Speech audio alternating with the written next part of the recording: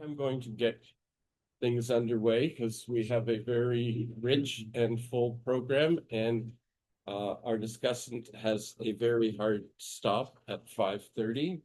We don't have to stop, but he will disappear. So let me do really brief introductions. My name is David Wolf. I am now finally, happily, a professor emeritus in political science. It took a long him twice before we let him through. First attempt he ended up with a job. First attempt failed miserably. I co-direct the Innovation Policy Lab with my comrade in arms, Professor Bresnitz, who I will introduce in a moment. But we're very honored to have two guests from Ottawa. Shannon Story, who's the President and Chief Operating Officer of Global Advantage Consulting. David Waters, who's the founder and strategic advisor of Global Advantage, and now the president for the Institute for Collaborative Innovation. I have heard David do these post-budget analyses many times. I don't think I've heard every one, but I've heard a lot of them. They are At never research money. What? At research money. And elsewhere. He's done them, believe it or not. Right. And he's done them in Toronto on occasion to the two of you. David is a non-discriminating presenter. He'll come and present for all of us.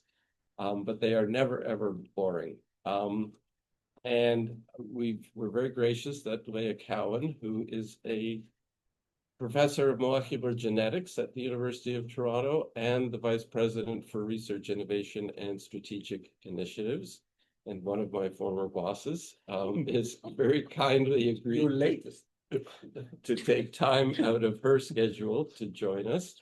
And Professor Bresnitz, it will be the discussant.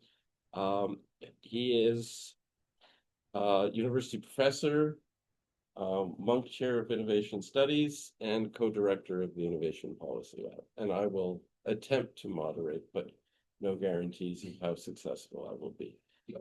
So without further ado, why don't we turn the floor over to you?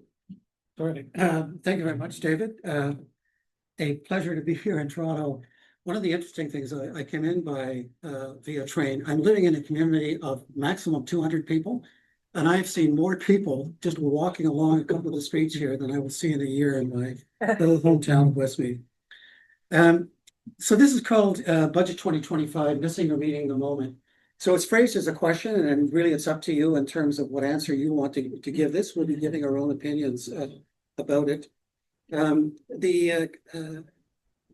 There's a sense that there really was a moment in Canada because of, in part, the Trump tariffs and the juxtaposition of a series of other events that have taken place and with a new government to really do something quite significant. And so one of the questions is, have we achieved this in terms of the direction of this particular budget? The first element I do want to mention, though, this is really a team effort. So Shannon runs a terrific group, Global Advantage, who have a terrific expertise in terms of the analytics. I run a non-profit corporation now, dealing with collaborative innovation kind of issues. So it is a team effort, and you see the full kind of team membership that we have here. In terms of the meeting or missing the moment, one of the interesting things is, so twice in my career, I've been inside the belly of the beast in Finance Canada, actually contributing to the production of budgets and structuring them. And then for about 20 years, I've been analyzing every year, research money and CSPC, the budgets themselves. And one of the interesting things about a budget is that it really is obviously about the future. And a Minister of Finance is really like a swami with a crystal ball. And what they're trying to do is look at global events in terms of what is happening on a global basis that can have an impact on Canadian society and economy. And what do we want to do about that? Where are the investments that we want to make? The key element then is you're making a prediction always about the future. And that becomes very, very important because how trustworthy is the person who is actually making that particular prediction? Do they have a credibility in terms of what they're doing? So the point I just want to make is this is a first budget of this government. My own view is that I give it a solid C-. no more. And I'll explain the reasons why I believe that to be the case. Here then, the global context, I think the budget actually got this quite right. If you look at the first chapter of the budget, you actually do a macroeconomic analysis, and you also look at, well, what's happening on a global basis in terms of key kind of risks. Here you can see economic risks, social, environmental, technological, geopolitical risks. The components, the tariffs, the change in trade, supply chains, managing debt, still getting over the recession. Sorry, the possibility of a recession, I should say, is lingering. Doesn't appear to be that significant a threat right now. And the issue here, though, is not just the global risk, but what's the impact on Canada? So affordability, the plant closings, and there are a lot of budget measures trying to deal with that in terms of aluminum, steel, auto sector, and so on. Job losses, which we're beginning to see, increased prices, interest rates kept a little bit highish at this particular time. Social risks, fragmentation, inequality, impact on Canada, misinformation and disinformation. One of the areas, though, is the whole area of youth mental health and social addiction in terms of many of the social kind of things, and what are the repercussions of those that we need to be aware of. Global warming, community adaptation. In my own view, mitigation is just not going to work. If you're looking at the results of COP, the recent kind of COP events and so on, you can see that. Obviously, Canada's backtracking from a number of commitments that we have made. And it really is more a community issue now in terms of fires, floods, drought. And are we adapting enough in Canada to be able to meet these kinds of issues affecting communities across the country? Technological risks, issues of safety, privacy in terms of data banks, the whole issue of AI and quantum computing. Tech companies larger than nations, regulation needed. The difference, obviously, between a UE approach to regulation, the American approach to regulation, which is really no regulation, generally speaking, and then the Canadian approach are quite important. And the geopolitical, Trump, Russia, China, and expressed then as nationalism, rebalancing alliances, and building Canadian sovereignty or independence. So I think the government actually got this quite right in terms of looking at an assessment of the key kind of risks that we've got. In terms of expectations, though, I call this is Leo the Lion, and this is Lawrence the Kitten. This is the expectations of budget 2025, and this is the actual budget 2025. I think there is quite a mismatch, and one of the reasons why I feel the moment was missed. I don't know whether it was in part due to the Toronto Blue Jays and the expectations and nationalistic kind of fever that we had at that particular time, but it was also really an expression of Trump and the tariffs and taking American liquor out of the LCBOs and things like that and so on and so forth. I think people were ready to sacrifice something. I know in my community that was certainly the case, and yet the budget hasn't asked me to do that, and I think it actually missed the moment in my view. I want to highlight, though, I thought the Globe and Mail editorial board November 5th was the most damaging editorial I have ever seen in my life. The quote, precisely because the stakes are so high that the government's prevarication is so damaging. Interesting word there, very close to lying. The Liberals cannot expect to enjoy the trust of Canadians in the current crisis if it refuses to trust them in turn with a forthright explanation of their plans.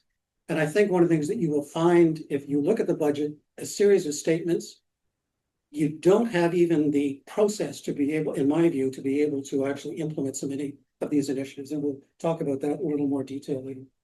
In terms of how big is the budget, it's big.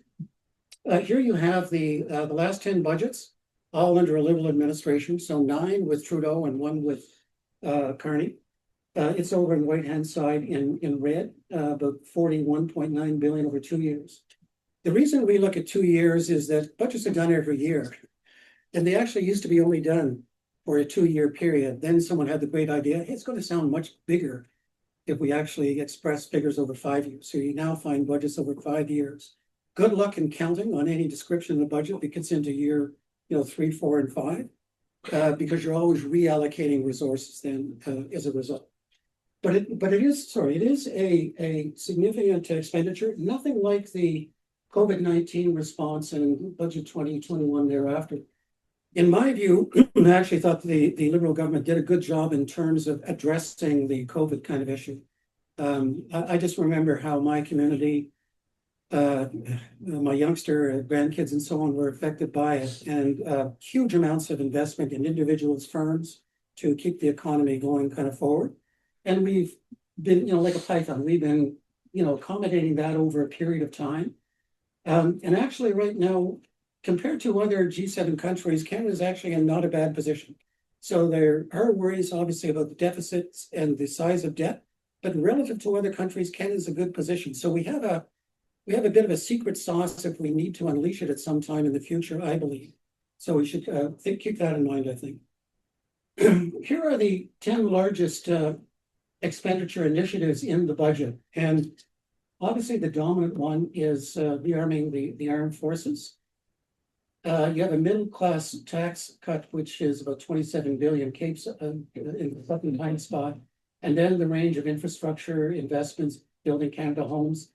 The couple of issues really focused in a significant way on the impact of the tariffs on a variety of industries.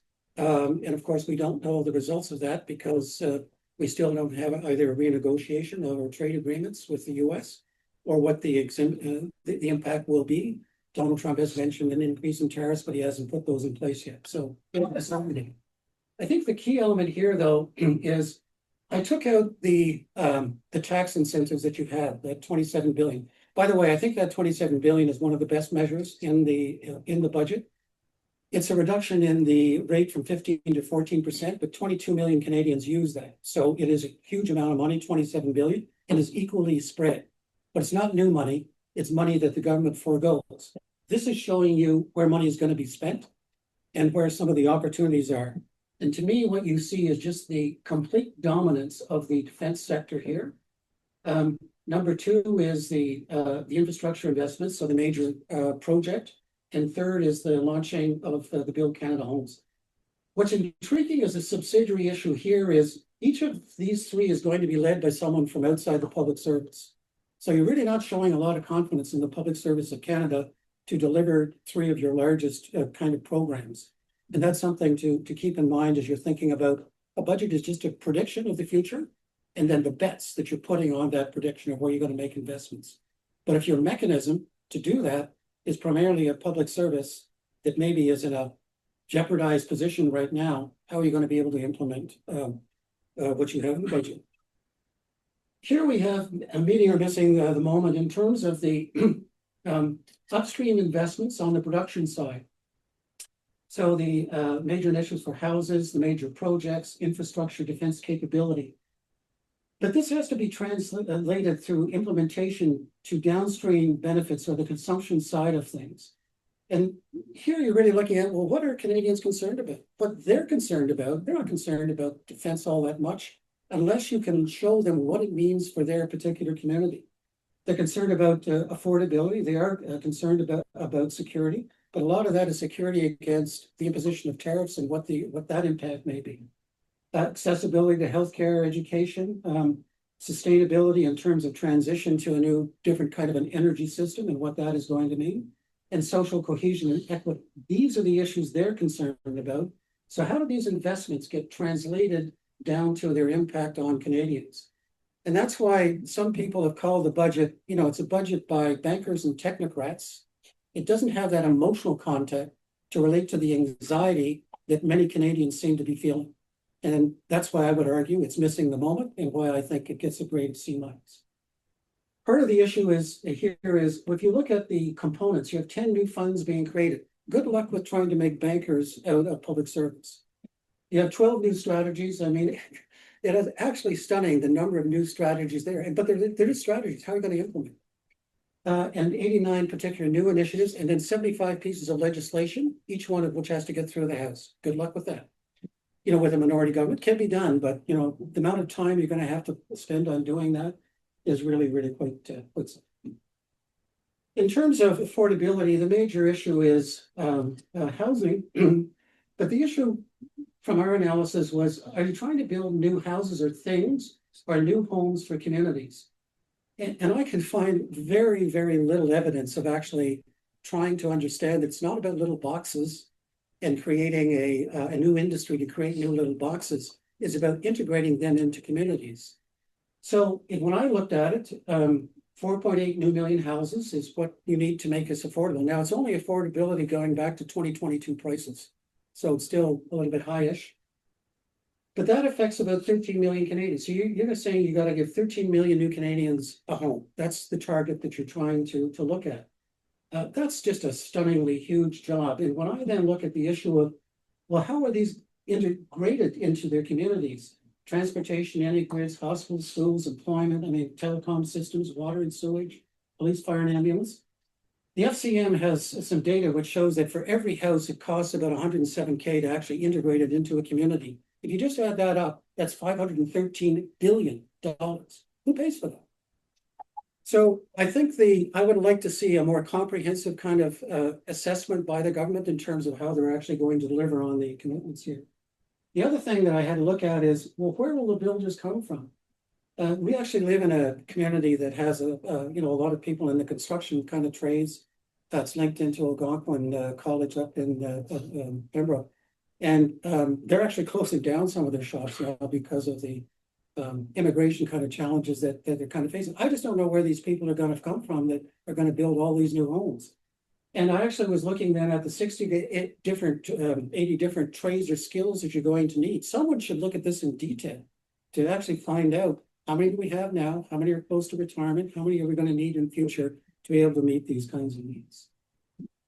Are we investing enough in Canadian youth? This is something that I'm particularly concerned about. And in the not-for-profit I'm running, we're doing some initiatives, actually credit with Jeff in terms of supporting that in Meredith. CSBC, we had our first kind of session, which was, I think, just amazing, with developed by young people, for young people contributing. So the unemployment rate 14.7% versus about 5.9 generally. This is a disaster. We need to address this. So 463,000 youth looking for employment and can't get it. The budget does have some good proposals, and I actually in ICI Canada, I'm sure you might be taking advantage of some of these things. 100,000 youth to get summer jobs, that's great, but that's not a permanent job. 20,000 youth, problems, mental health issues, mentorship, to be able to find jobs, great, but that's still not getting a job. 55,000 youth to access work integrated learning opportunities, great, but that still isn't getting a job. So I think we need to push it. And then when I just looked at, okay, 1.58 billion out of 141 billion over 5 years, a very, very small percentage of the budget devoted to youth, and yet they represent this cohort, 12% of the Canadian population. I just wonder if this is meant to be a budget, an intergenerational budget, well, why are we helping this generation? Because I just don't see it. There is some good news in parallel with the budget. So just a couple of weeks after the budget, the Council of Canadian Academies came out with a report, the first study of the state of science, technology, and innovation in Canada. The last one was done in 2018. Query, why do we have to, and that was probably done about 2016 data, why do you have to wait, 8-9 years to actually look at the state of science, technology, and innovation? To me, this should be done on an annual basis. The report is unique from a number of points of view. The author, the main author in terms of coordinated people, actually also, she connected to you too, and I think she is, isn't she? No. But anyway, well known. Very well known. Yeah, I think she did a stunning job, like a really, really excellent job. And one of the things, and I commented, she made a presentation at CSPC, and I had a chat with her right afterwards, because I noticed right away what I thought to me was the most unique feature in terms of the way in which they are looking at the STI ecosystem. For the first time, you have civil society at the center of your STI ecosystem. In other words, what is the purpose of science, technology, and innovation? It has only one purpose: to serve the community, to serve the needs of Canadians. That's its function. That's what it should be doing. That's how you measure performance. And I think the inclusion of this concept here has the potential to be transformative. So I just give a lot of credit to the fact that they actually introduced this concept for the first time. Now, it does lead to MIT has some initiatives in this area. The OECD is doing a lot of work in this particular concept now. So it's like what is the purpose of a new technology? It has to be able to improve the lives of Canadians in some way, directly or indirectly. So we need to have better metrics to be able to identify what those linkages. And finally, this may be a hidden kind of gem. So in terms of that focus on civil society, this is the structure of civil society organizations in Canada. There are 35,000 corporations that focus on community needs in social services, development and housing, culture and arts, and the environment. They employ about 662,000 people across the country. They have a terrific experience in technology of how you actually work with communities. So they've developed an experience about how do you build up trust? How do you approach a community in the first occasion? How do you work with them to co-create services that they're going to benefit from? I think this particular, I call it a fourth level of government, can be linked into national and provincial governments to help them understand how to make their programs effective at a community level. And again, that builds on the deep anxiety about the future of the country that I think is being felt for a lot of Canadians at that community level. So I think there's a terrific opportunity here. And I think that's the, yep, we're gonna swing over to the economic side and Shannon to be able to take us through that. So Shannon, let's see.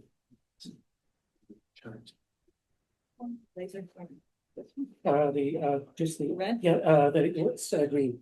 And yeah. All right, so we're going to set the stage here with our annual assessment of Canada's performance in research and development.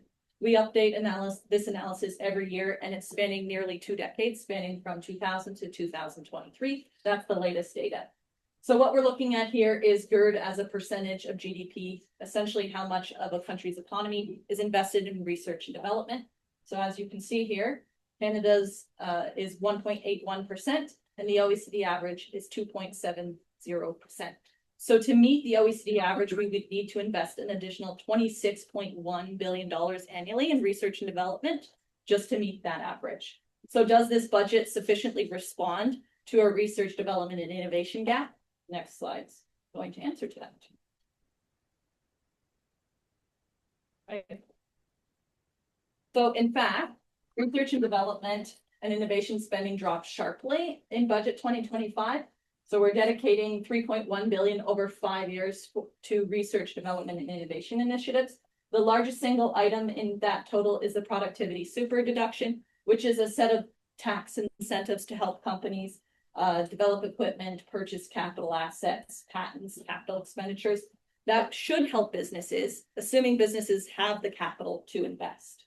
There's also funding for AI, but only 125 of that is actually new money. The rest was released in budget 2024.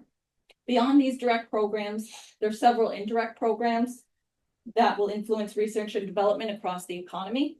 The defense package includes significant investments in research, digital systems, advanced technologies, supply chains to help with the CAF. These areas often generate spillover benefits for research and development. The industrial strategy package, called Protecting Workers and Transforming Canada's Strategic Industries, also include programs that could support innovation. This includes the Strategic Science Fund, which is one of the few large-scale tools to support research and development projects.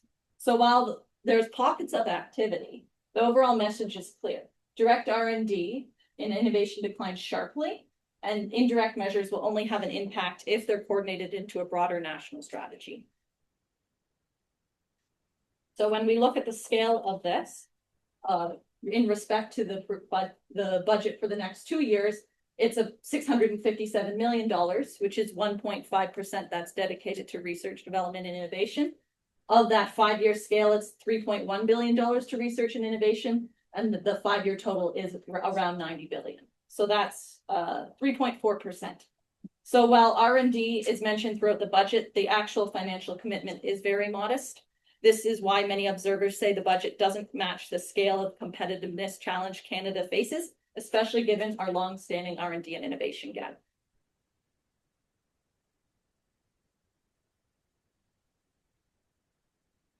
All right, so getting into the higher education sector.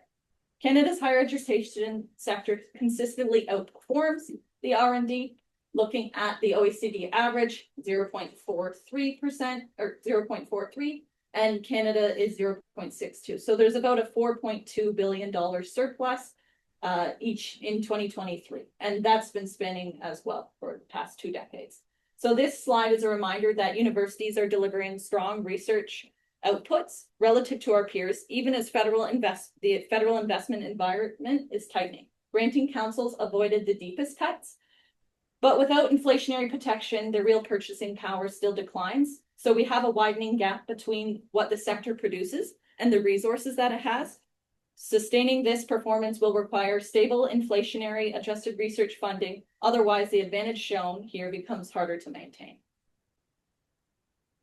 So looking at what initiatives were in budget 25 for the higher education sector. So we set aside 1.7 billion over 13 years. But when you look closely at the structure of these investments, some important gaps do become clear. To start, colleges and institutes were only mentioned once in the whole budget. None of that 1.7 billion is allocated to them. This is a major omission given the role colleges play in applied research, community innovation, workforce development, and regional economic growth. Building a stronger country requires place-based innovation approaches that includes colleges and institutes, not just universities. The budget introduces the new talent attraction strategy with 4 funds. They include notable steps, but they're spread over long timelines and leave little room for applied pathways that actually turn into economic or social outcomes. The budget supports global talent attraction, but it overlooks the colleges and institutes that drive applied innovation. It avoids the deeper cuts to the grounding councils, but it does not strengthen the parts of the system that help transform research and value for communities and the economy. If Canada wants to compete globally and deliver outcomes at home, we need research and innovation strategy that includes all areas, university, colleges, and communities as full partners. International students are being brought to pre-pandemic levels. So here's the line that they're going to be targeting for 2026. So the number is around 155,000 international students for 2026 to 2028. Just to give an idea of the latest data, we're around 500,000 international students per year. This particularly is going to impact colleges, which is the fastest growth after 2020, and therefore the most exposed to this shift. Graduate students are exempt from the cap, which is important for research universities, but decline in undergraduate enrollment will still create financial pressure. Many institutions rely on international student tuition to stabilize their budgets, and these reductions will be felt unevenly across the country. What appears on paper as a return to normal is in practice a major adjustment to the operating model for both colleges and universities. Institutions will need to rethink revenue, program mix, and recruitment strategies in a very compressed timeline. So looking at the immigration side of things.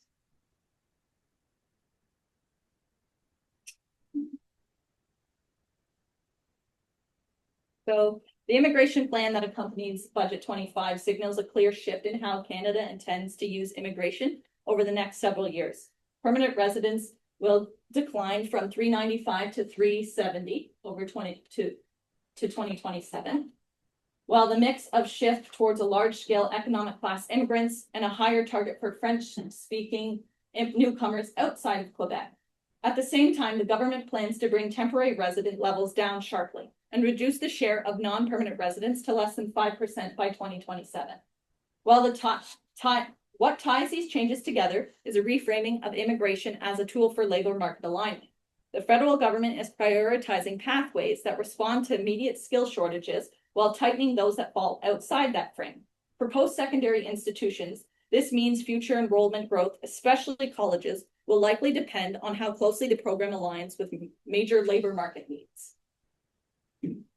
So looking at our trade export landscape and the initiatives for that in Budget 25. So we've highlighted here Canada's trade merchandise export landscape. So this points to a key structural vulnerability in our economy. So looking at the breakdown, 76% of our exports, which is $591.6 billion, go to the US. we have an extremely high dependency on a single partner. When we're looking here at the 25 data, which isn't pictured on this slide, we have started trading less with the US and started trading more with other countries such as China, UK, Japan, which signals an early shift of tariffs on our economy.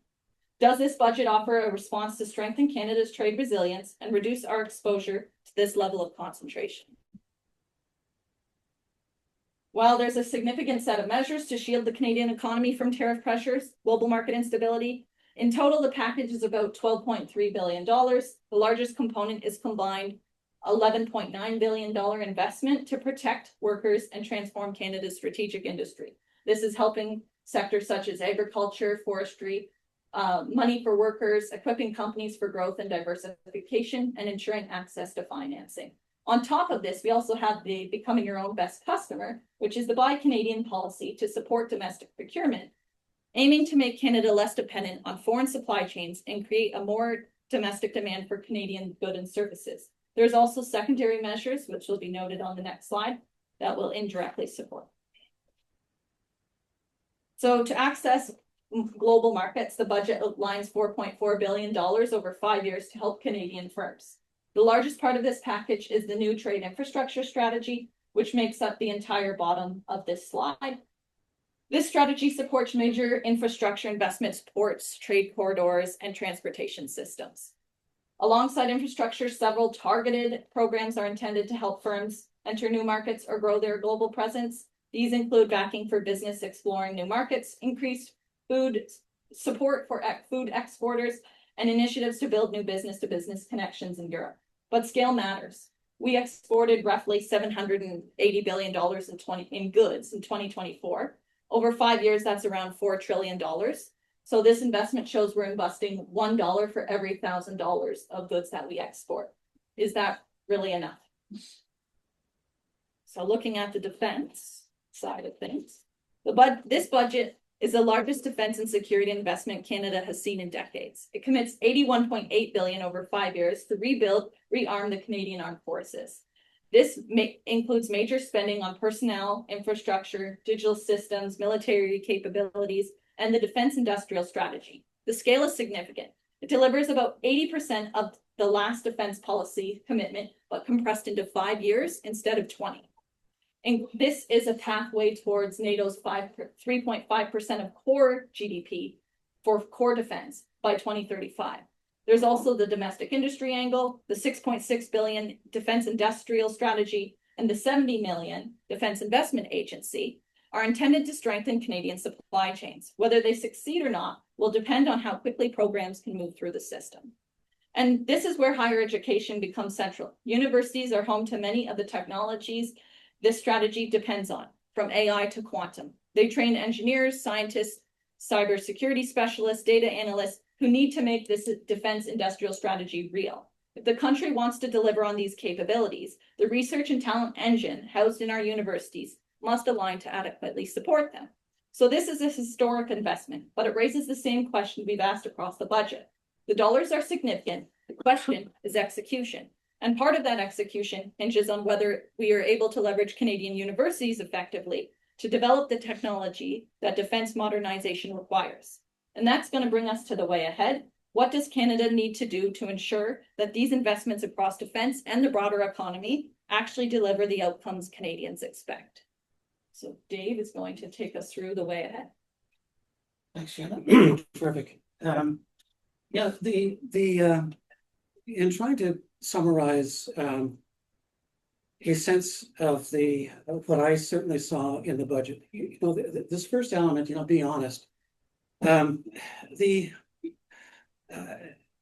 know the Minister of Finance is an energizer kind of guy. He's running around and so on. He uses a language and a vocabulary that actually began to appear in the budget, as if someone took a series of adjectives, superlative, and just kind of sprinkled them around the budget. And I think that is unfortunate because people picked up on that there's an excessive use of language about how good things are and so on and so forth that most Canadians know is just not true. And that begins to hit your credibility. So to me, you really need to be honest with Canadians about where things stand and what you intend to do about them. And language like that, I think, has no place in a budget. You know, it was supercharging the housing industry. Come on, give me a break. What does that really mean? Anyway, that's the kind of language that I think is unfortunate. I think that's what the Globe and Mail editorial board picked up on in part with this description. Be clear. The budget is trying to make everybody into accountants. You've got to understand the difference between cash and accrual accounting. You've got to understand capital investments as opposed to operating investments. And even there, the parliamentary budget officer said, hey, I don't think you guys got it right. Why do we have to go through that kind of ambiguity in terms of understanding how my money is going to be spent? It's got to be clearer than that, and it's got to speak much more directly. You'll also find in terms of expenditures, an amount will be mentioned, and then they'll say, yes, but we're going to be shifting, $5-6 billion from another program to be able to do it. But they may not mention the program, just from another source. You can't do that. You've got to be clear about what's in the budget. The other element is, I mentioned that budgets are always about the future. They're just about predictions of the future. You need to be more than that in a budget that is this transformative. You need to begin to outline the process that you're going to be following to be able to implement the initiatives in the budget. And I find it quite wanting in that regard. Be relevant to public needs. So this goes back to Ilse Trornick and the CCA report with civil society as the center, which just means us as the center. How does this budget affect us personally, in terms of our families, the communities that we're all engaged in? And I find the budget has that too much of that macroeconomic banker kind of feel to it. Oh, we'll just move these pieces on the board and everybody will be happy. That's not good enough anymore to me in terms of a budget. You've got to show me how this is going to affect my day-to-day life and the kitchen issues that Canadians really are concerned about. And so I feel it misses the mark there. The other element is, remember that film, Everything Everywhere All at Once? It was a great kind of film.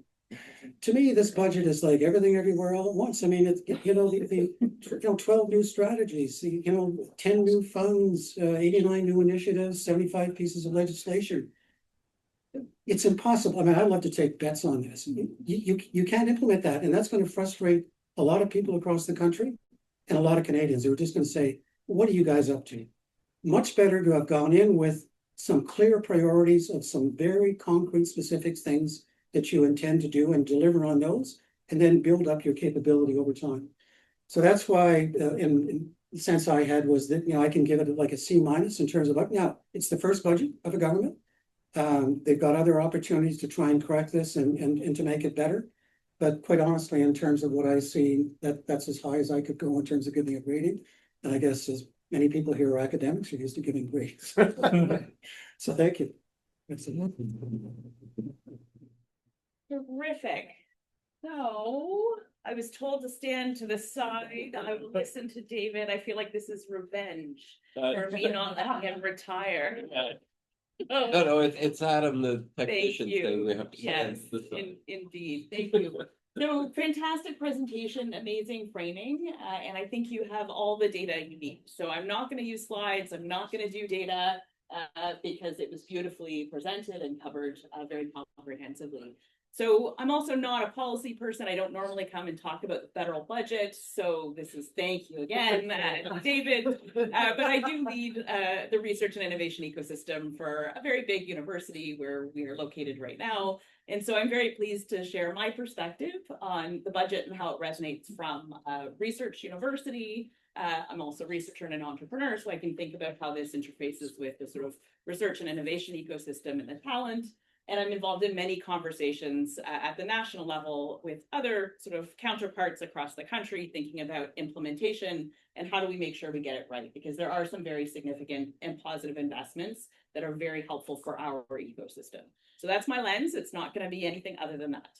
And so I will share with you my reflections and this is a fine background, absolutely nothing to do with what I'm talking about. So that's great. There we have it. Now, transparent and clear and honest, I think is how I'm starting. So what I would say firstly is from the research sector and innovation sector, we're viewing this budget as fairly positive. So we think there's a couple of key elements that are very positive for this sector and recognizing there's a broader conversation. But firstly, there was major concern around very significant cuts that were on the table for the Research Council. So for research funding, there was 15% cut for 3 years, over 3 years across most of government. And we saw this largely protected due to very coordinated advocacy across the country. So you'll note that there's 3 agencies that fund most of the research in Canada, the tri-agencies. CIHR is the health funding agency, and that lives within the Ministry of Health. And then there's NSERC for Natural Sciences and Engineering Research Council, as well as SSHRC for Social Sciences and Humanities, and those live within ISED. So different ministries, different mandates, and different kinds of lived experience and reality with regards to the budget. So that was a huge effort to protect the research funding agencies from very significant cuts. They were looking at 15%, which would have been a giant challenge.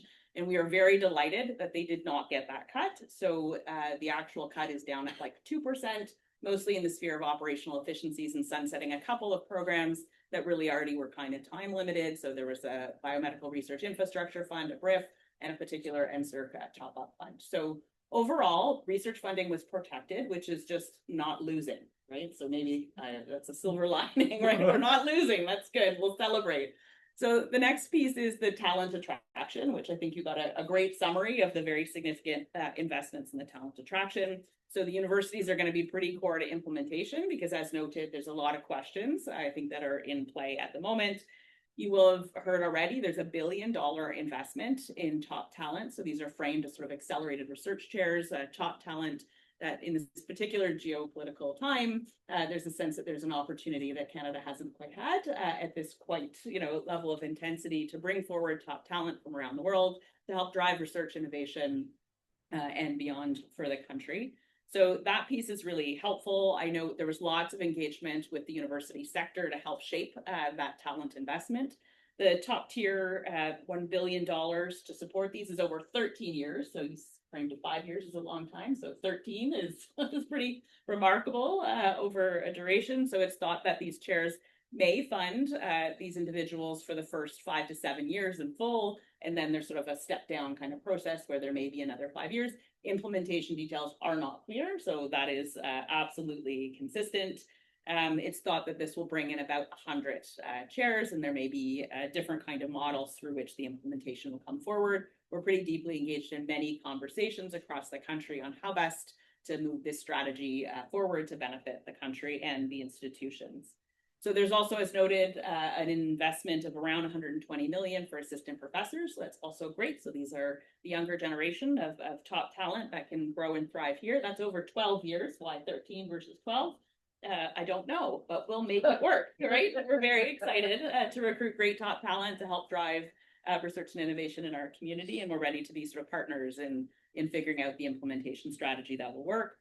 So I know there was 400 million for CFI, which is our infrastructure agency, so Canada Foundation for Innovation, and that's really helpful for making startup packages, with which we can recruit faculty. They need generally resources to equip their research environments, whatever they may be, and so that's another piece.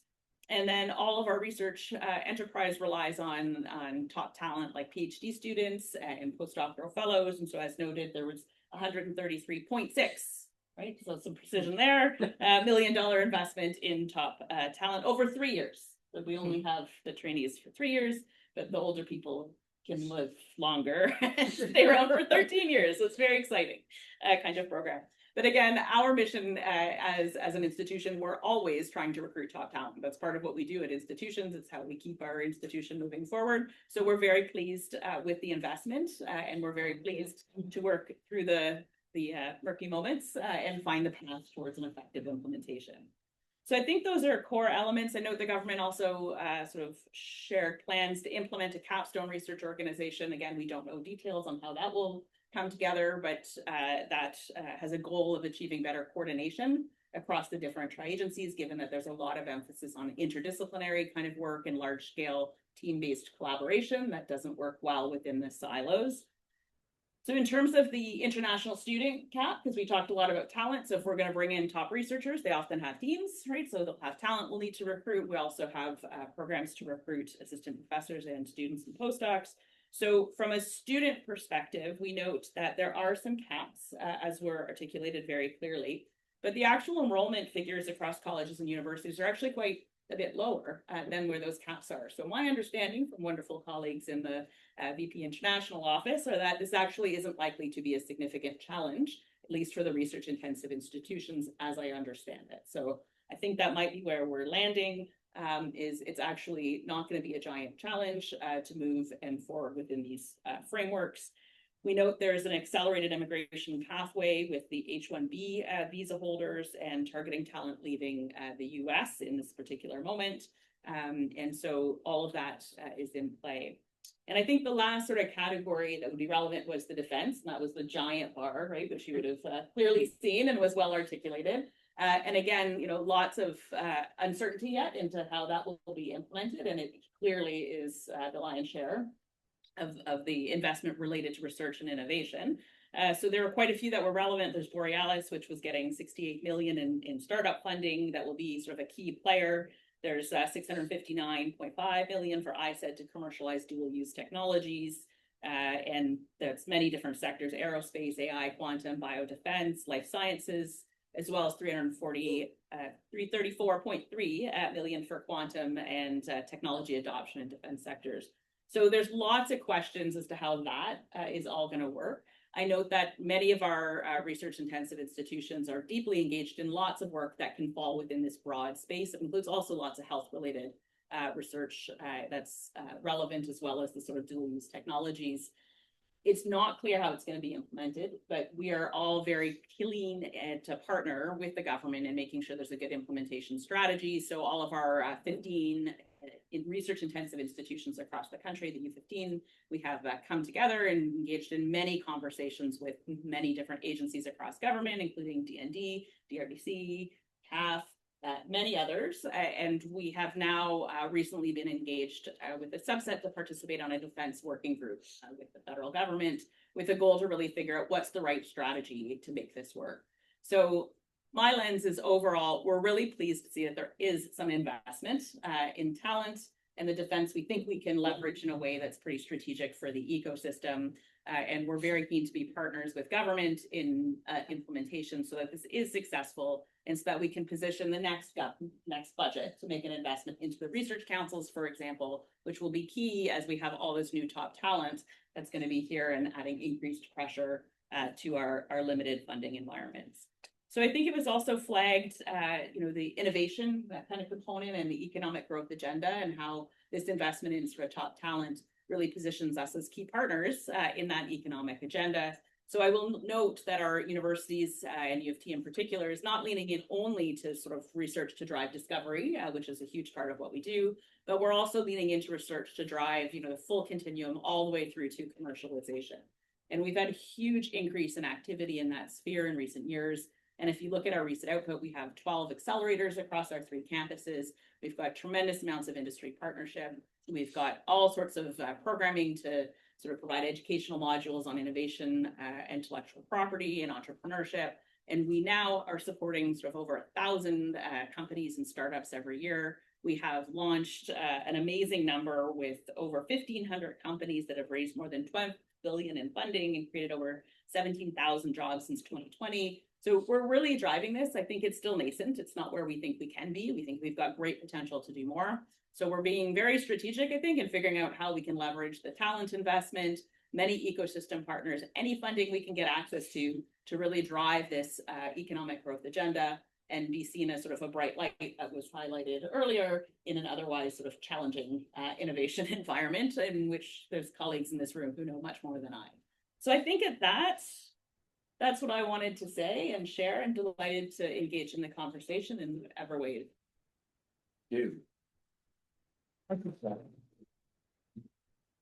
Mr. President, You want me? yes. Sure. For the people on camera, we can see you. No, we don't, but that's okay. I'm not sure it's good or bad that Leah was before me, because my role, and I was told, is to sheet on the budget. And you actually cheered them up, so. So It's an I'll emotional start. roller coaster, right? And I'll start in the more general. And I think that the budget, and you said it beautifully, but the whole process of the budget basically symbolize everything that has gone wrong for company.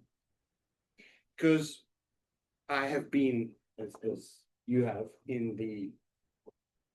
inside the beast, and right now, after working very hard on it, the federal government has absolutely zero tools or processes to do and think about anything strategically and actually put it into a federal plan.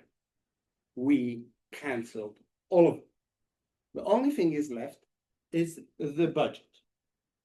So what that turns out is that we run our country basically by the budget, because it's the only way in which we actually make any kind of decisions. And if you are, for example, even in a very technical agency like National Resource Canada or the NRC, you don't develop a strategy. But if something is important enough, you develop a budget. Now, some of us run big organizations. I will ask you whether this is a good way to strategically run a big, complex organization. I think the answer is no. Now add that to a whole big country. And that's how we run the country. And I think that's horrible. Even more horrible is that the budget cause us, and I think again that was an example, to forget what government's actually doing. Instead of actually thinking about all the tools and the things government do, we basically, in the last 10 years especially, started to talk about the government more or less as a slightly sophisticated but not working very well ATM machine. Again, we are supposedly a G7 economy and a democracy, and yet we are now talking about our government as an ATM machine and judge it by doing the ATM machine things. I said this probably the worst. And by the way, the Minister of Finance used to run ISA. So one wonders. This is even worse because legally, as I'm sure you know, but most Canadians don't. The budget has zero legal value, meaning that A, the government can just say whatever they want to say. It's not legally binding. And there is no process of actually following up long-term what has been in every budget and what actually happened. So it's not just pathways, is we have zero tools and processes to do follow-up and disciplinary, like if things don't work. We are educators here. And we all know what happens when you allow people to have a big, impressive declaration and then zero following. With time, even in very normative society, delivery goes down and statements goes up. And that was basically your story. I have also tried to find out studies that actually look, especially when we think about innovation, research and development and science, long-term, like 20, 30 years of budget, what was promised, what was not. I couldn't find it. But in addition, if that did not depress you enough, it also changed the way the government works. And what happened is that the government started to work in a very short term, almost like what we joke about cooperation and NASDAQ do, 3 months. So you sit in finance, and people who should know better because they should know that those are, as you said, long-term structural problems of a complex federal country. Start talking to you is like 2022 was the health budget. The 2023 was the housing budget. The 2025 was the investment budget. As if you take a structural problem that we have been suffering for at least 25 years and you fix it with a budget instead of long-term plans, strategies, all this. That's on the whole budget. So as a set of statements, it's also problematic. Now, on the issue at hand, what was not mentioned by Leah, but tried to cheer us up, is that if I'm not mistaken, the 2024 budget, the allocation for higher education research in real term was the lowest in the last 24 months. And what you just told us, that we should be happy that from that lowest of the lowest, we didn't cut even more. If that's what should make us Canadian hopeful about the future, with the government claiming to be transformational, I'm worried. And again, remember, those are statements. The reality can be much worse. Now you add to that, as Leah said, that we have an historical opportunity to basically recruit, I don't know, any talent in the world, but almost. So if there's 3 top people with any kind of principles in any field, the University of Toronto should be able to recruit at this one. But then the question goes, as Leah said, okay, we get all those people. They want to do stuff. What does this budget tell us? Oops, I think that's basically the scope. And that's again a reoccurring theme with budgets. The immigration wouldn't have ended up basically with a thing that finally toppled through Justin Trudeau if he wouldn't have fought and planned, and when they declared they want so many new Canadians, they should have thought about the usually Canadians and humans need housing, education, transportation, health, instead of just imaginary assuming the market very rapidly know how to deal with millions of people into a country which is only a few millions. And I see that again in this budget. Last but not least is a defense. So some of you might not know, some of you might know, but NATO a few years ago decided to create Diana. Diana is supposed to be the research organization for all of NATO, built like a doll. I don't know who was the genius, and I'm serious now, person that all Canada should thank them for. But the decision was made that's the only, I think, NATO organization that was supposed to be headquartered in Canada and actually run big operation in Canada. And indeed, a Canadian was in the team of implementation. I will let you guess what the Trudeau government did with this opportunity. But I will highly recommend that if you care, check what's happening with Diana and Canada at the moment. And the answer is almost nothing, which means that NATO already made the decision and moved it to the other headquarters. And also, it's not in this budget. So I used to tell the conference board that their C or C minus or D just be an F. As a grader for graduate students, I'm not allowed to do it. I don't think I'm even allowed to give a C because I think it's failing. But in this case, I'm not, because it's a complete waste of it. So, And this is supposed to be the biggest budget in basically our history. So I'm really worried because I don't know what is a strategic vision. I don't know if the people who make decisions actually understand and have one. I am slightly worried that we still are in a worldview that David used to call the stable economy, in which we build a lot of infrastructure aimed to basically preserve our position in the global economy as a place where dig things to the ground and ship them somewhere else in order to make good things out of them, which we then buy for a lot of money.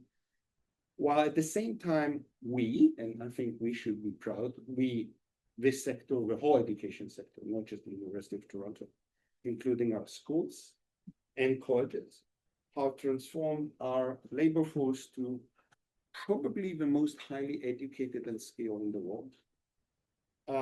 And we have a 25 years of budget that completely disregard that when they present us what you call the story of the future. So I want to see a story of the future that include Canadians, not just the fact that we are in Canada, and weave it into a story of growth. And I think I'll be waiting because, as you said, it's not on this. And with that very happy note.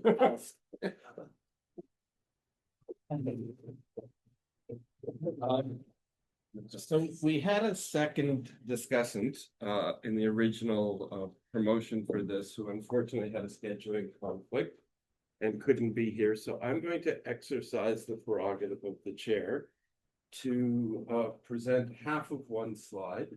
I read it from my script, but this is not my slide, it's David's slide. It's a slide that he prepared for me. It's a slide that used to be these presentations. It hasn't been the last few years, but you prepared this for me, the numbers for me, in 2023 for a presentation that Danny and I were doing at Treasury Board. And I think it's the critical missing numbers in the whole story. So if you go back to your first slide on the global challenges, trade in the export market is the critical one. If you go to the CCA report, which David referenced, but just through the graphic book, which I highly recommend that everyone must read, the declining R&D performance continues to be a huge challenge. The university post-secondary sector's the one bright spot, but the rest is dismal. And David used to do a calculation of how we would close that gap in Shannon's slide between the OECD average and the Canadian spending. And I think your slide said it was about 26 or 27 billion. So the numbers I had from 2023, if I can get mine, was to close the gap, we would need to increase R&D spending by 27.2 billion a year.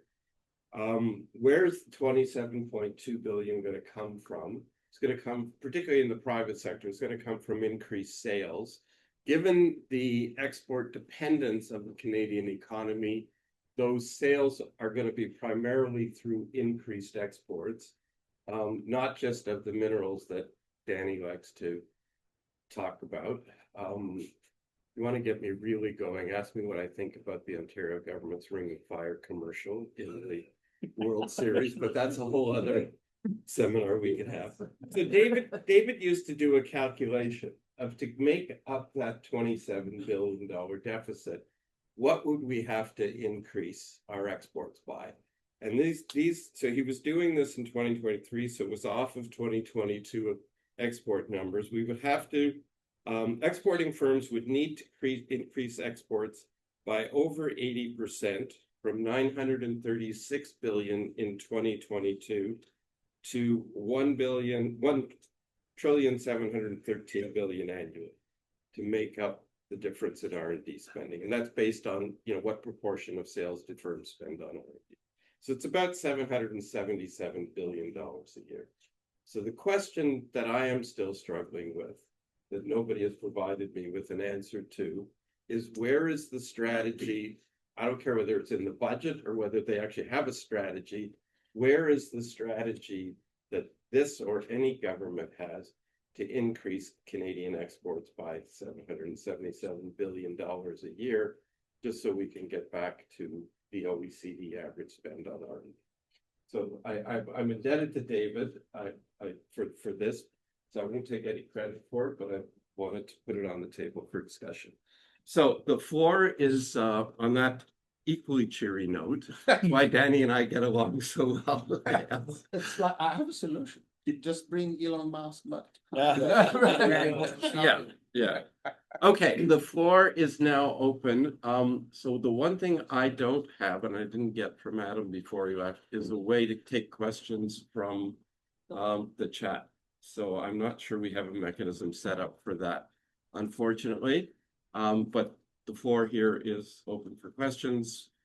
We have three presenters, we have a discussant, and I will try to be a moderator, a real moderator, and just field questions. But also, given the size of the room and the audience, it would be helpful if people introduce themselves when they are asking a question, or if you're making a comment, make it a short comment. I think that if you move it to chat, people. If you stop sharing the screen, Yeah, should be just able to- stop sharing the screen. This isn't that one, I know. Yeah, Oh, you are- always monitor, Okay. okay, good. So you're monitoring the chat from there? And you can provide me with questions off of it so I can read them out? Okay, so let's start with questions from the room or comments or. Yeah, thank you. I just want to share same level of concern as Dan had, because I think this budget, as it was supposed, it claimed to be an investment budget, but how much of investment we see in research and development in general, and more importantly, how much strategic vision we see in the budget. I don't think any or very little. The budget talks about the industrial defense policy, whereas it should talk about the alignment of industrial policy, of defense policy, of innovation policy. All these strategies have to be aligned. Do we have tools, mechanisms, as Dan said, for alignment of these strategies to make sure that the investment, there is 68% of the budget goes to defense, is that correct? Close to $25 billion. And how much of that goes to research and development, and how much of it is equipment? And forget about the policies and strategies about the equipment buying Canadian or otherwise, that's a different story. But with respect to investment in research and development, what portion of that 25 or $30 billion goes to research and development? Very little, very little. And that's not investment in research and development. I think the budget should have represented a significant amount of mission-driven projects on innovation from the defense budget coming to the research and as the others do, as United States do this, as Germany is doing this, and many other the innovative countries are doing this. Unfortunately, we failed to do it. Wait, I'm gonna go reverse it. Go ahead. Yeah. So firstly, thank you for setting me up. I love it, right? Really nice, but we're friends, so that's okay. But I would say two things. So firstly, minor correction is budget 2024 did have significant investments in research. There was 1.8 billion for the tri-councils for investigator-led research. There was also a historic increase in the stipend levels for graduate students and postdocs. So it wasn't nothing. We need much more and fully supportive, and we are on the front lines advocating for stage 2, right? Which is get this talent investment and then use that as the driver to say, we really need this next investment in research. So that was just a minor piece. The second is agreed completely. We need the money to flow to R&D, and that needs to be sort of a broad landscape because there's many different sectors that will be able to help drive on that front. So we take a different approach to relationship building. I'm gonna end there. I would be taking a different. That's all I'm gonna say. Did somebody say touche? So, just to respond to Merida's comment, Yeah, the defense expenditure is dominant. One of the things that I found interesting at the CSBC conference in Ottawa, I attended a session on dual use technology. And in planning the event, you have a size of room and you wonder how many people might be interested. We didn't think there'd be many academics that might be interested. I was a few minutes late. I couldn't get in the door. I squeezed in the door. The room was completely filled and there were another 40 to 45 people standing around and others who could not get in. There was a terrific interest. I was surprised at the number of universities. University of Alberta had a major program actually in this particular area and so on. There seemed to be a lot of interest in it. Now, dual use technology has not yet been defined. There's going to be a defense industrial strategy before Christmas. That is the promise. And my understanding is it has been complete, so it'll be coming out very, very soon. Defining dual use technology, I think, will be important because it goes to the question of, yeah, the nature of research that you need. Now, someone had mentioned to me that Galileo actually initially developed and refined the telescope in terms of a military use, military and naval use, and then used it in terms of scientific aspects. So a dual use kind of technology. So to me, the energy current of defense expenditures use that as much as you can for all kinds of technologies that do have that civilian use as well. And I mean, there's just so much money there that I think we can, quite safely, begin to kind of look at. I don't think it's been defined all that well. So I think the opportunity is there to get in early and to kind of structure how you see it. So to me, the defense industrial strategy will be almost as big as the budget itself in terms of a description of new areas the government is going to be zeroing in on. And I would target that in terms of looking at investments for research. Yeah. Oh, do you want to Yeah, I'll just say one thing about defense. I feel like back in the future. And the reason is that I went to MIT because of one person. His name is Richard Samuels. And back in the 90s, if you remember, Japan was supposed to be the new big global empire. And he just wrote a book called The Strong Army, Rich Country. Strong Army, Rich Country. Yeah. About it, but about the Japan, especially after World War II. And how there he showed something which people forget, that actually the demand in the civilian sector now in almost all technologies are significantly higher and changing all the time, much faster than in defense. And that actually led the Japanese back then to lead the US. Because the Japanese actually produced a lot of technologies trying to be the highest quality consumer and then move them to the defense. Because the consumer market, just think about AI, just think about social network, just think about security, I don't want to call it cybersecurity, and what you need to do at defense in university those days, and procurement cycles of war or military. Just think about what's happening with drones in Ukraine. Wish luck for any country that wants to develop 10 years plans for drones without being able to change it every 2 weeks. I'm just not sure that in what we saw in the budget, people actually even figure that part out. But maybe we can teach them because obviously they need something. Okay. Jeff and then Nikolai, but introduce yourselves. Question at the back as well. Okay, and then question at the back. Okay, Jeff Allison from Research Money. Dave Waters, I'm not surprised that that room was crowded with university people because it's money. And they're hoping to get money from research. I'm more interested in David's point about the private sector.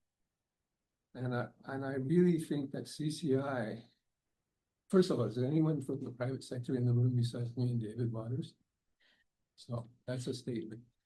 The CCI, Council of Canadian Innovators, has changed the landscape in a way that I hadn't expected in the last 5 years or whatever. The procurement conversation never would have existed without them.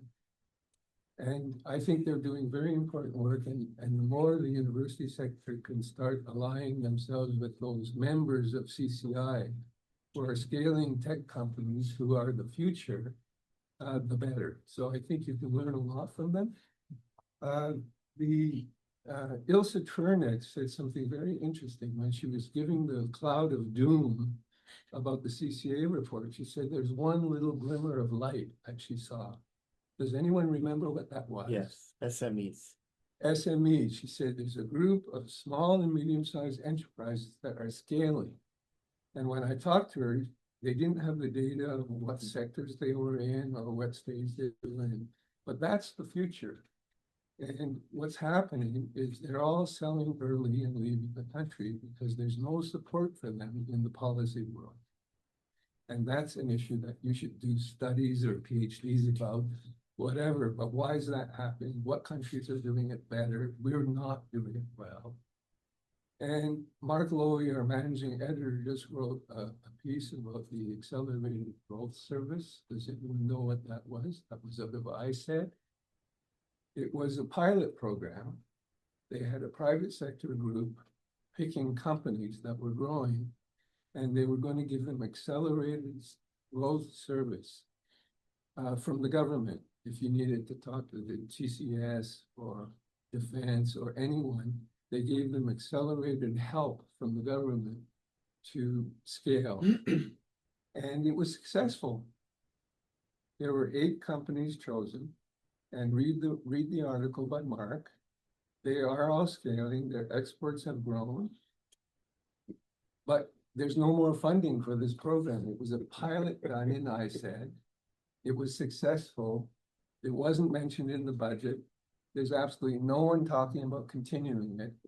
They did an experiment, it was successful, and they're just shelving it. So that's typical, and that's a problem. So I'm really interested in how the private sector can be helped to grow, because that's the future. And the young people who want to run social enterprises, make the world better through a company, we need to help them. We need to give them opportunities as well.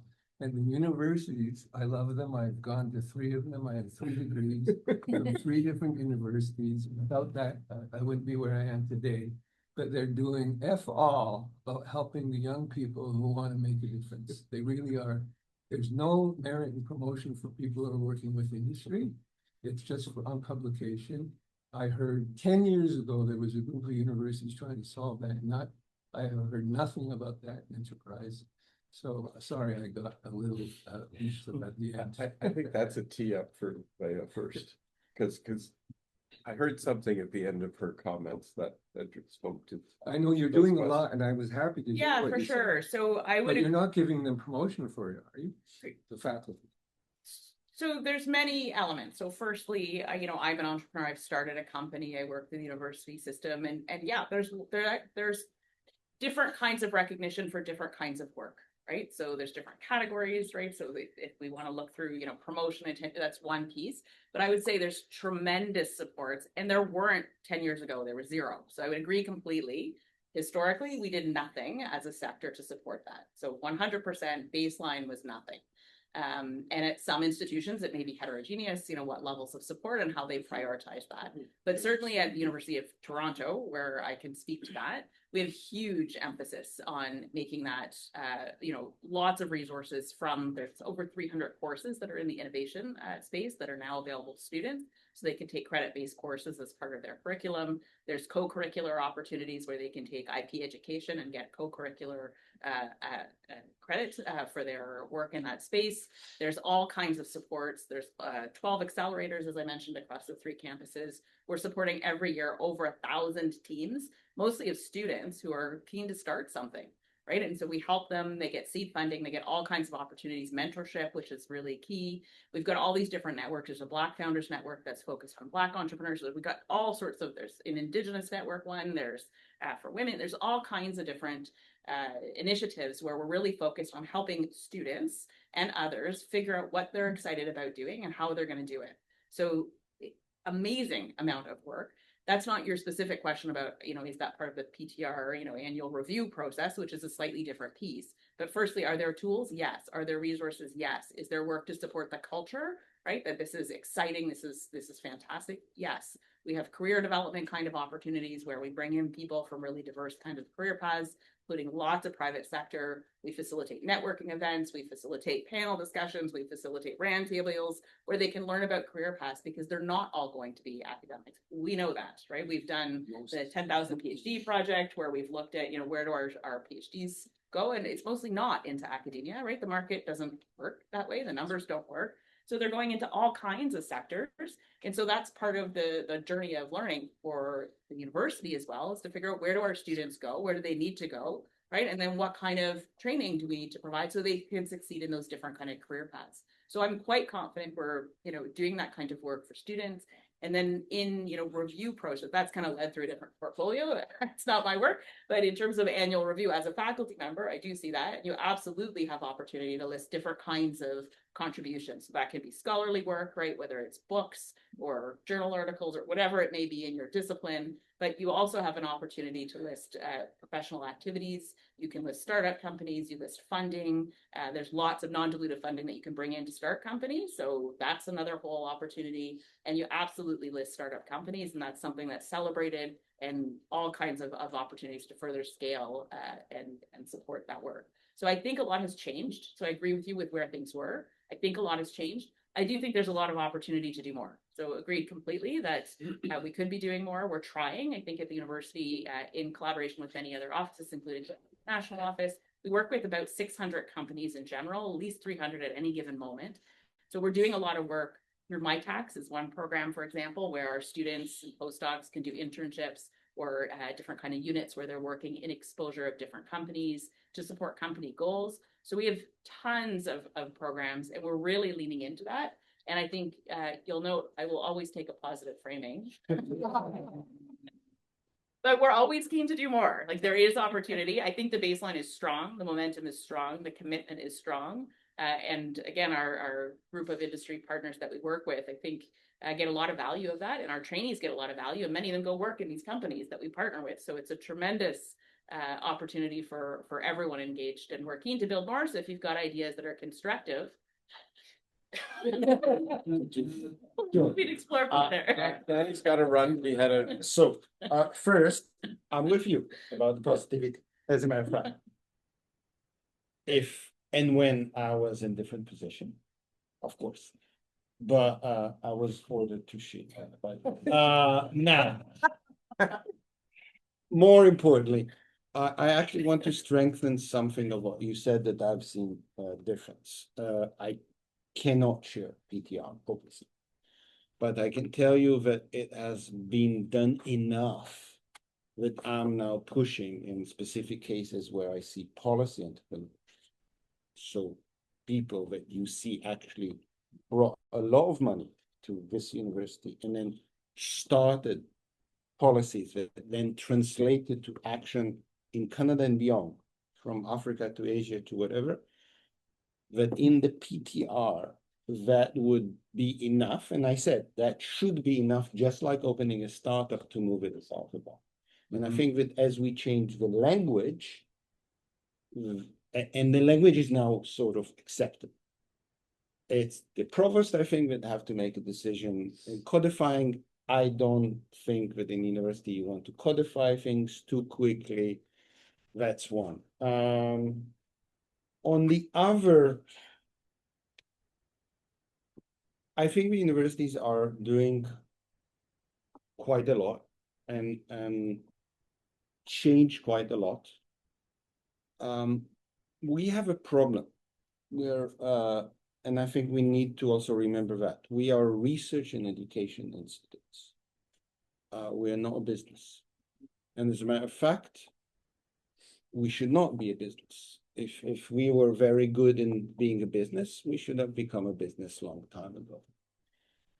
The fact that we are constantly asked to do things that in any normal country, successful one, the private business should do, should start telling us what is missing in our economy and where we can help as universities, but where we should start to have demands. Also, on when we build those positive relationships, it should also tell us what we should promise, but what we should also not promise. Because otherwise, we might take the blame for the failure of a private sector. I actually think it's already.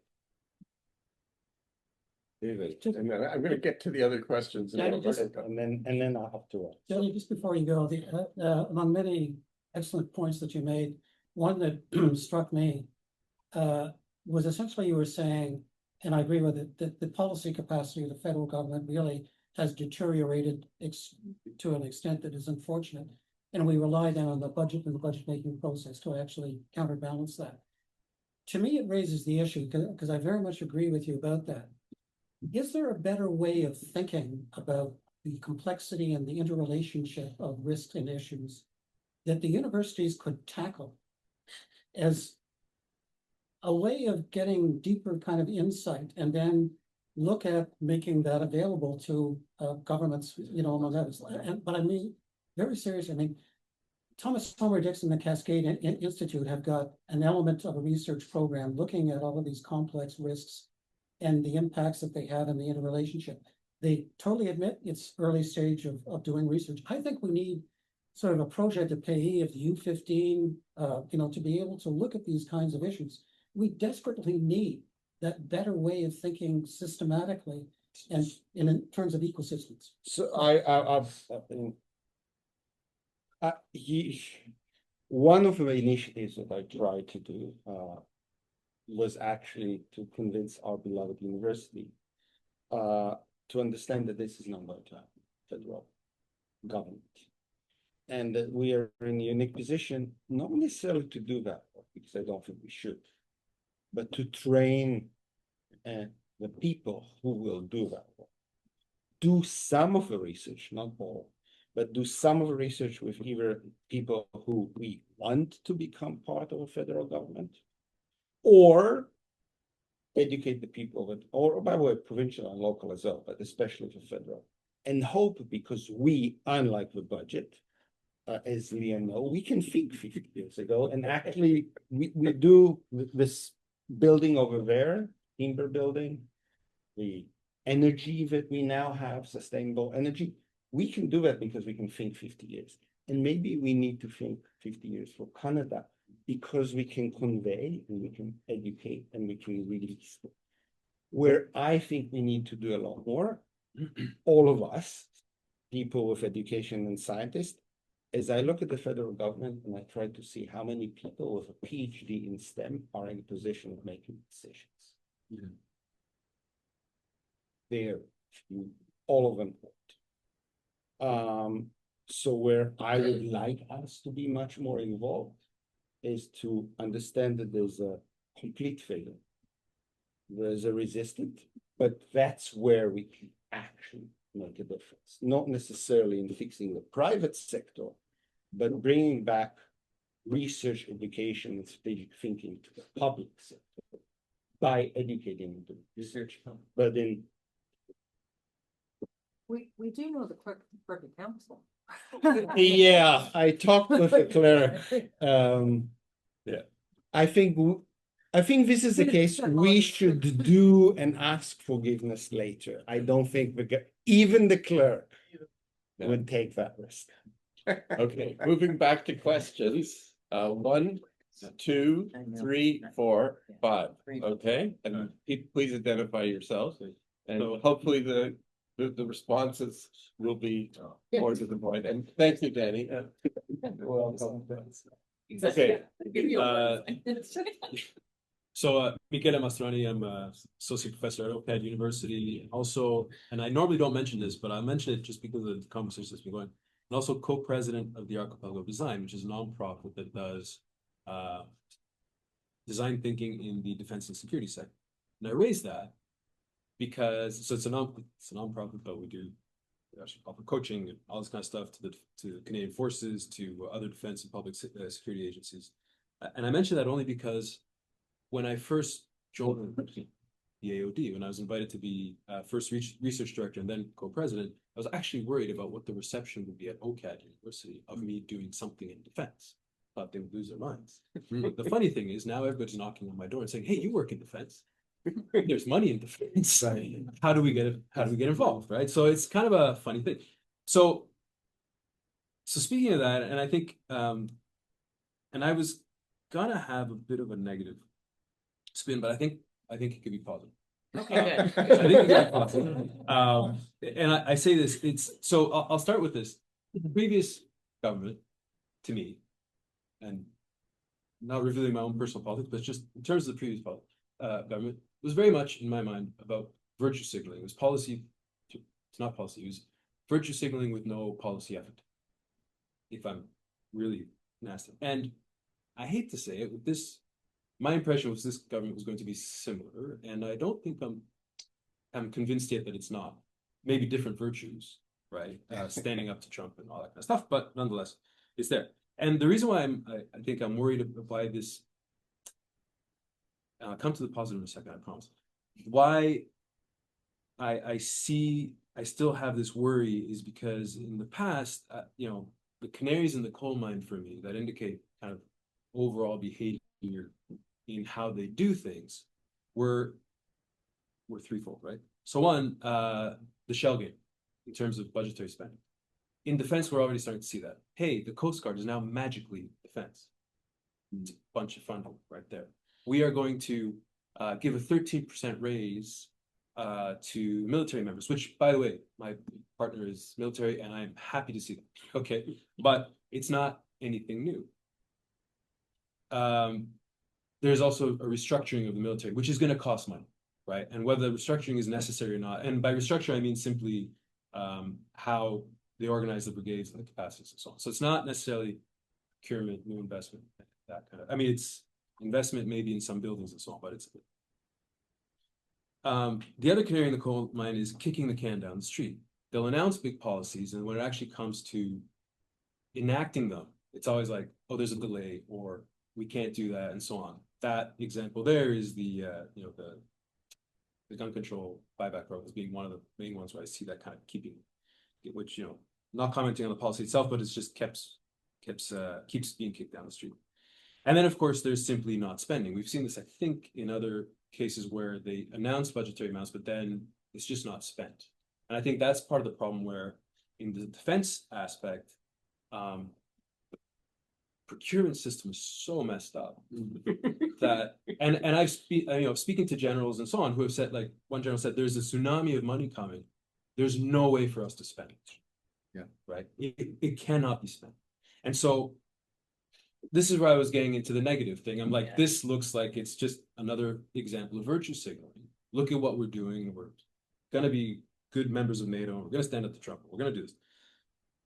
But maybe it's that opportunity where it looks like the most of the successes that are happening are when organizations outside of government are able to pull the funds and do something with them. So the question is, and this goes to your point about lobbying and being that, like, how do we make sure that those beneficial, or like, how can we get that money out early and start being productive, right? And then whatever is being leveled, like managed by the public sector, okay, with that, we can chalk that up as a potential loss. But how is there a way, open question mark, I guess, is there a way for organizations to lobby to say, release the funds now, we have ideas, and maybe it's that presenting of our own strategies and ideas that we could do this in order to get it passed. So I guess if I was to frame it as a question, is how can organizations like UT and others make that case of like, look, thank you very much, push those funds out and we'll make something happen and it'll look good. Great comments all around, and a lot of resonance with regards to both the framing of defense, firstly, and the response to communities in this moment and in prior moments. So those are all topics that are being wrestled with from every day, I think, in our communities, and lots of alignment with your reflections. So in terms of the specific comment on how do we insert ourselves effectively, right, to make sure that this investment is mobilized strategically and in a timely manner and doesn't become part of the shell game that you allude to. I think part of that is making sure we're really clear as partners in this. And so I note that the U15 did engage very heavily with colleagues in government to establish this defense R&D working group. And so that's new. We meet December 5th as our first meeting, and we have very regular meetings now set up. And so that's a formal table through which it's co-chaired by government as well as with the U15 sort of leadership. And there's folks from various different sectors, including industry, that are going to be key in sort of articulating how do we do this, how do we do this smart, and how do we move it fast. The mechanisms are not in place, as was highlighted by colleagues. They are not, right? And as you articulated also very clearly, right? So we need to do quite a bit of work to build potential pathways and also show that there's some coherent strategy, because I think there's a lot of noise, right? And what we want to signal is that we can bring together different perspectives in a coherent way, that we work together and will achieve a goal. So we are partners. We can help us deliver on this mission for Canada. And of course, there's many different competing views, and there's many different stakeholders with different agendas, right? And so key is making sure we're really clear. What are we trying to achieve? What's the goal? And then how do we get there? So I think these kinds of tables where government is engaged in a committed way towards achieving some outcomes is probably the best approach. And so for colleagues, what we're doing is trying to make sure we're representing and engaging with diverse stakeholders. So at this table, it's not every university across the country, not because every university doesn't matter, but because you can't have a working group with hundreds of people in the room, right? So they're getting people that they think will be good at engaging community and reflecting and figuring out strategy together. So personally, I'm very happy to receive input from people. And as I move through different communities and different circles, happy to take input and reflections as we move forward, because there isn't one view, and we're going to need to all work together to make sense of that, or whatever we're right. So exactly, I think there's a lot of work to do, and we need a lot of smart people that are open-minded and working constructively together to achieve an outcome. So how we do it together, we need working groups. We need folks working together in a sustained, regular conversation where government is at the table, industry is at the table, the research sector is at the table, and we're committed to a goal together. That's my thought. I agree very much, Leah, and just to build on it, because that's a great example in terms of the Defense R&D Working Group. To me, one of the issues is to have feedback capabilities in terms of these structures, because it's a different way of governing. So we've gone from governments, business, academic sector, historically doing things, primarily leading them, within their own kind of areas of competence. Now it's all about a network, and how can a network work where no one's in charge? I mean, you're all equal sitting around the table. How do you share information? How do you decide on objectives? If there are disputes, how are you going to settle disputes? We need to understand and build up a capacity in terms of understanding effective networks. Look at what works globally, look at what works in Canada.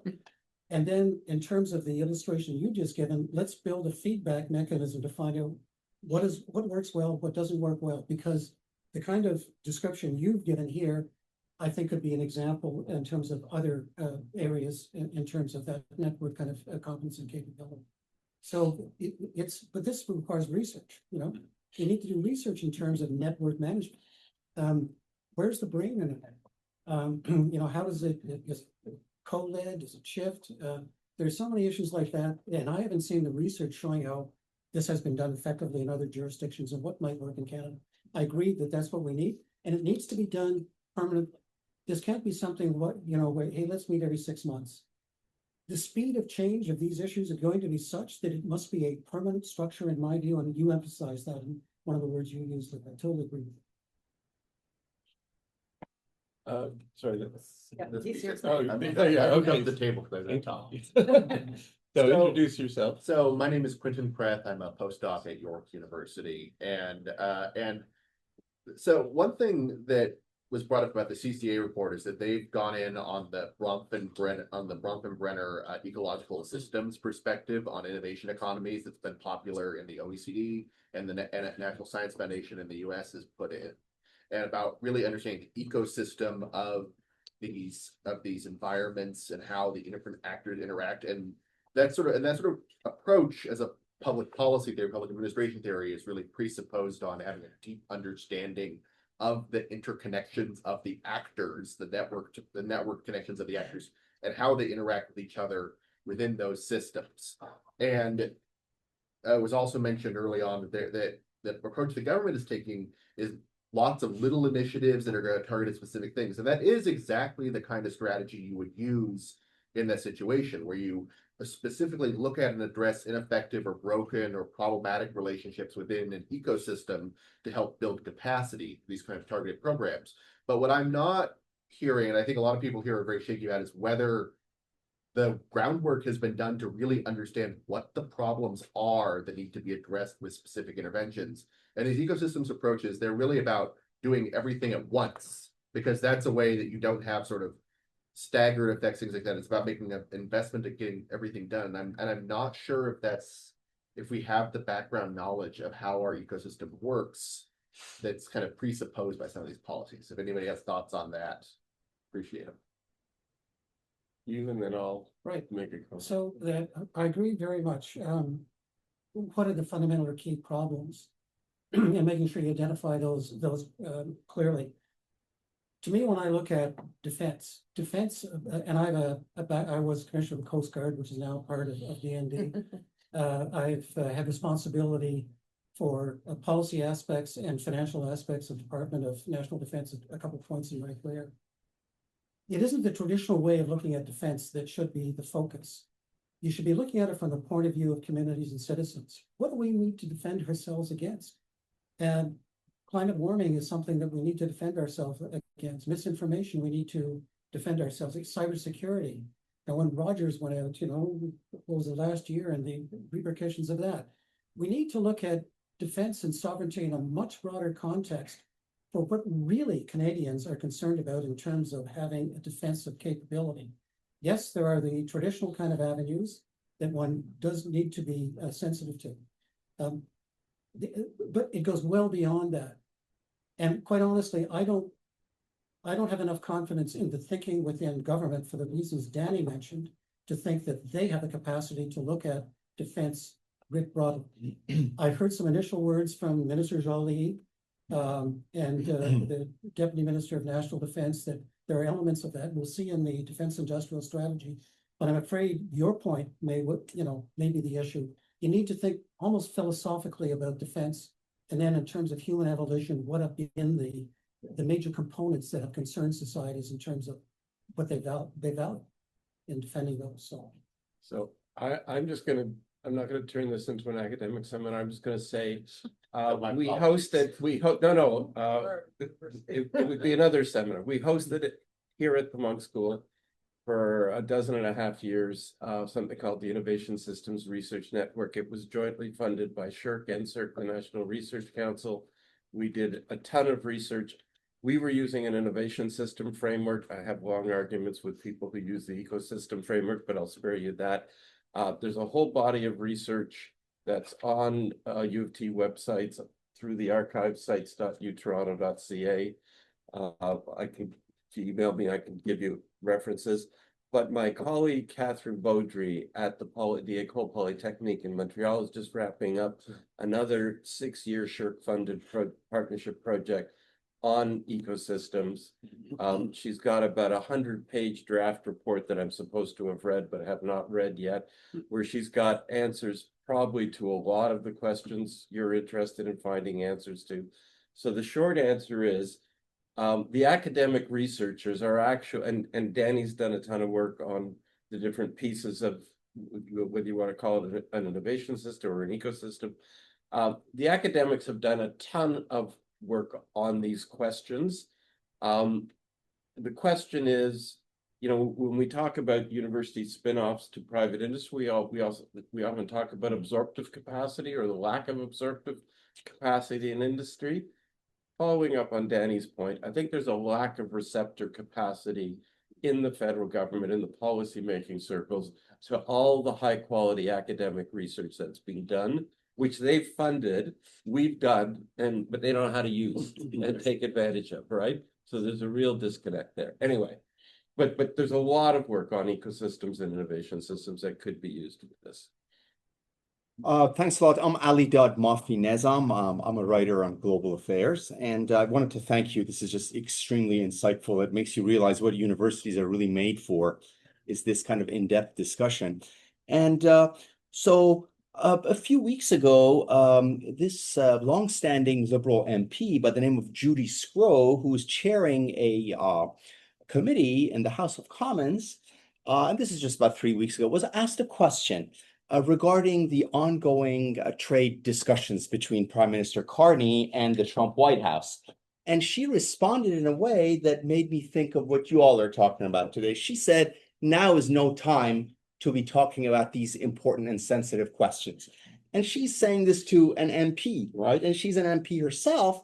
And I said to myself, where have I seen this before? And when I had seen it before was in 2019, right before that federal election, when the Liberals were up for re-election in 2019. So I managed to make an appointment with somebody who worked directly with Prime Minister Trudeau. And I drove all the way to Ottawa, excited about, all the stuff I was going to share with them, having worked in various communities. And I got the same answer back then that Ms. Scrow gave to that MP. I was passionate about, they said, but now is not the time to be talking about those. This is election time. Now is not the time to talk about the issues confronting the country. And then I remembered my good friend, rest in peace, Sylvia Austri, in this building. She and I were working on a book project together 20 years ago. She told me she finds our culture of silence, and this is her word. I hope she's hearing us. She said she found it nauseating, our culture of silence and self-censorship. And then there was John Evans, former president of U of T. Very different kind of person from Sylvia Austri, but the scion of the WASP establishment. He would say that what we lack in this country is oxygen, that we have a culture in which our establishment, men and women who tend to be of certain kind of background, they feel that if you ask a question, that means you're insulting them. So if I ask somebody a question, that means, well, if it's a question, it's an insult. Therefore, and that brings me to our discussion today. Ottawa is becoming more and more of a fortress town. It's as though it's not that we don't believe in our leaders, it's as though our political leaders don't believe in us. So that Trudeau imported millions of people into the country, Prime Minister Trudeau, on temporary work permits, but it wasn't discussed. So what I'm saying is our culture of silence, our culture of self-censorship, something that we have to tackle head on and make Ottawa less of a fortress town and more of a town that communicates with the rest of the country? Yes. Glad we agree. How do you do it? How do you do it? By talking about it, by writing about it, by holding people to it. And taking jobs. And what? Wasn't there, I mean, I don't necessarily belong in this community, but the fact was, I'm a journalist, was a journalist. I started working in Ottawa in 1970, and after graduating from here. And the revolving door of people from academia to government was visible, and it was significant, and you were a part of it provincially anyway, and Danny was a part of it federally. So my experience in looking at the government today is, over the years, like decades now, nobody wanted to get a job in government. They could get more money in technology. They could get there was more money in finance, right? All the banks were hiring all these people. And so it wasn't sexy. There was no cachet attached to be. That's my point. So, Okay, I thought there was a question coming. No. Well, unless you want to correct me, I'm just saying that. Is that right? Is that right? Thank you. Why are you, who wants a job in government today? I mean, let me ask that as a question. All right, well, let's leave. I want to make sure we have time for, there was one question there and then one more question here. There was one young lady over there. Oh, and then, okay, so 3 questions and 6 minutes, so they're gonna have to be really fast. And how might the budget reshape Canada's global reputation and study destination?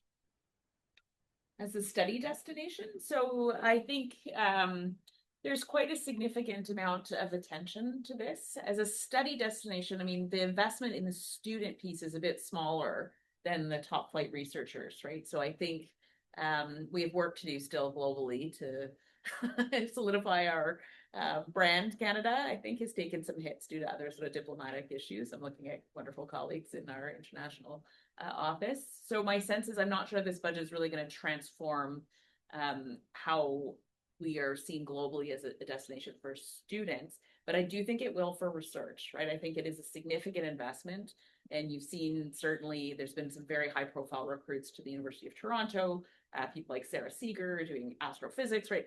We're recruiting back Canadians, we're repatriating from MIT and from other places. We've also got world leading economists, we've got world leading all kinds of people that we're recruiting back. And as we recruit these people, it's not just the faculty member or the superstar researcher, but they bring teams, right? And they bring whole communities. And I would also note, as we're facing these sort of significant reductions in training programs in the US in this particular moment with the sort of assault on science, we're seeing opportunities where we're trying to build capacity to recruit more students and provide opportunities for them here. So I'm not sure the budget is really transforming the sort of student landscape, but I do think this moment is placing Canada as a country that's focused on research, that's focused on top talent, and that is a receptor for students from multiple different kind of career stages, including undergraduate programs, graduate programs, and beyond, postdoctoral fellows as well. And so we've announced a number of postdoc programs at U of T and also the federal programs as well.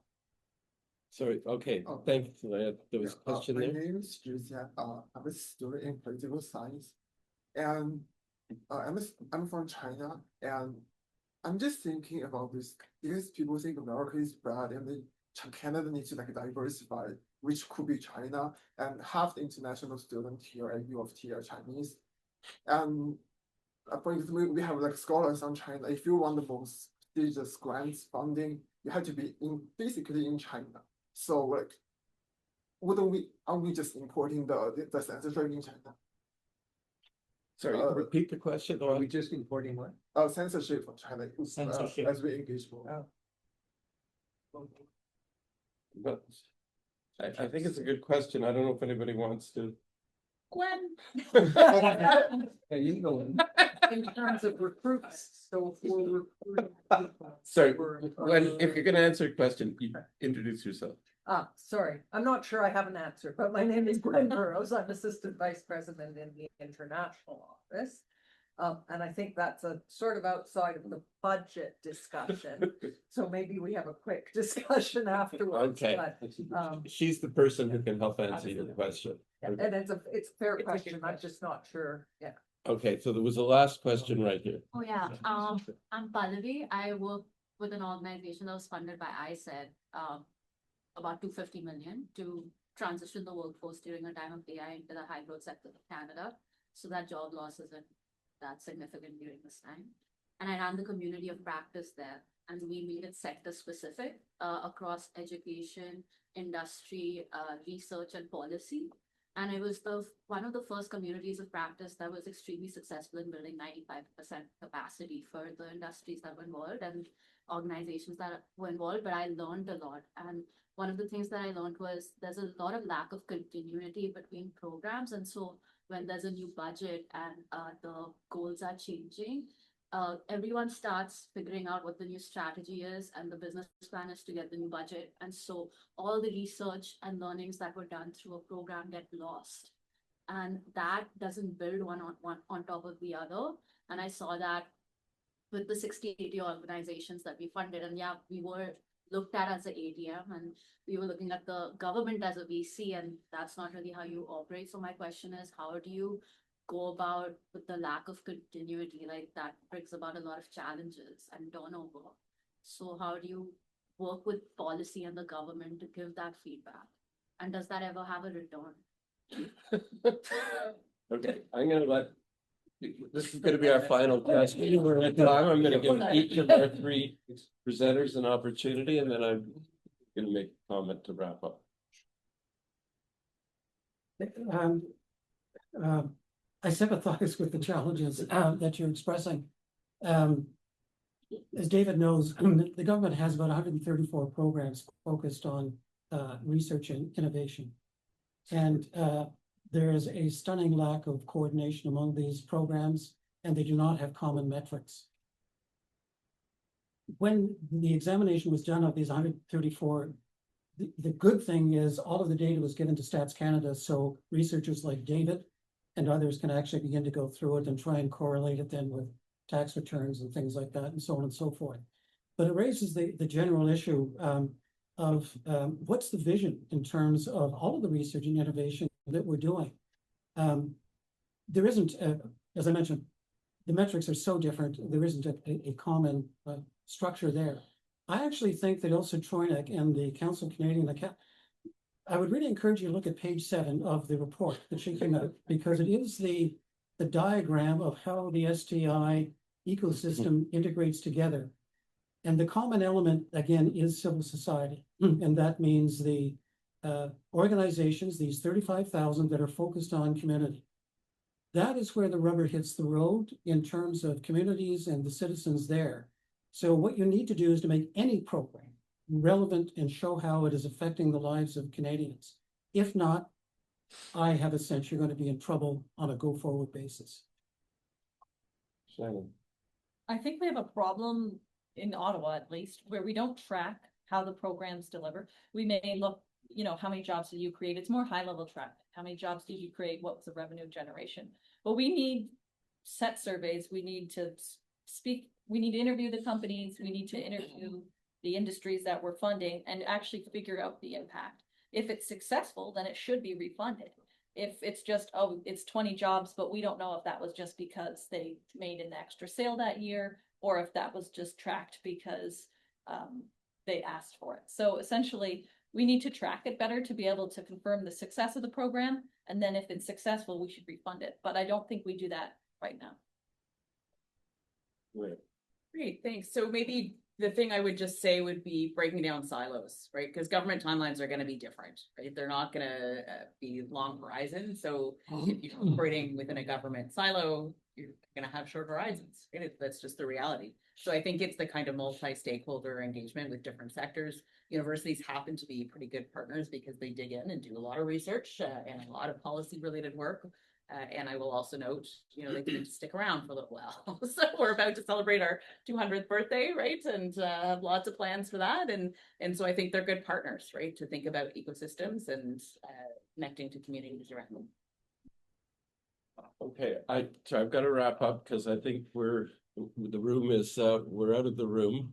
I want to thank our 3 presenters, Shannon and David in particular, for making the trip down to Ottawa to share their perspective with us.